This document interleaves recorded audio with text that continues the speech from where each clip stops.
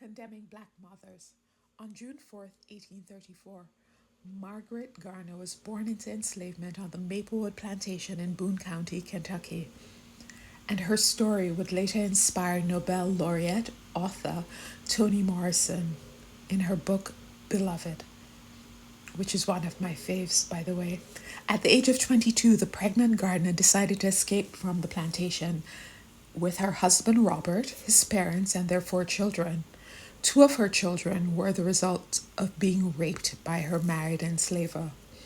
They escaped during winter over the frozen Ohio River from Covington, Kentucky to Cincinnati, Ohio.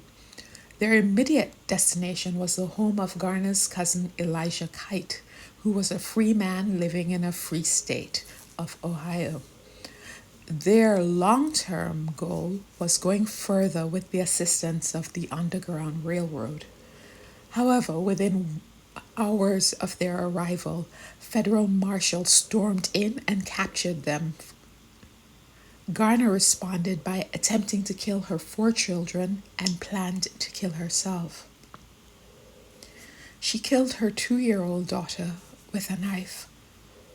When the federal marshals were taking her away, Garner screamed, "They, her children, are better dead than alive as slaves."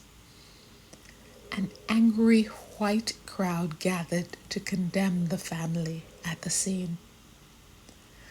Another mother condemned by white women for her mothering skills was Sojourner Truth. Truth, an abolitionist, civil and women's rights activist, was born Isabella Bohm Free into slavery in the Dutch-speaking Ulster County, New York in 1797. She was bought and sold 4 times, subjected to cruel punishment and harsh labor. As a teenager, she began a relationship with an enslaved man, and beginning in 1815, when she was 18, they started having children together and would have 5 children. In 1827, a year before New York's emancipation law was to take effect, Truth ran away with her infants, Sophia, to the home of an abolitionist family. Their name was the Van Wageners. The family bought her freedom for $20 and helped her to successfully sue for the return of her 5-year-old son, Peter. This 5-year-old had been illegally kidnapped and sold into slavery in Alabama. From the time of enslavement to the present, some white people are quick to critique Black people's parenting skills, while failing to address the systemic issues that impacts people's ability to parent. In the examples I gave of both Garner and Sojourner Truth, they did the best they could as mothers under the oppressive, barbaric system of slavery. Enslaved Africans came from a strong culture of family and communities, and these cultures exist until today in Africa.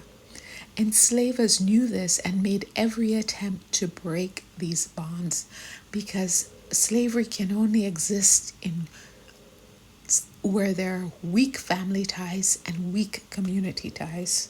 Otherwise, people will rebel. However, this impulse continues post-enslavement.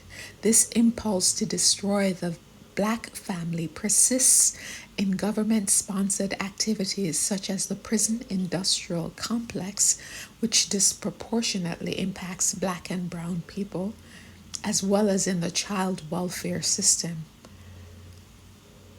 Black families were the only ones that the child welfare system required the absence of the father in the home as a qualification for receiving benefits.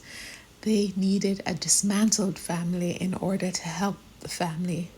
Yes, we must hold ourselves and our community accountable to making effective parenting choices.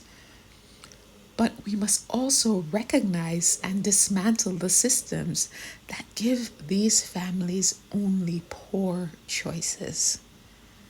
Thanks for listening.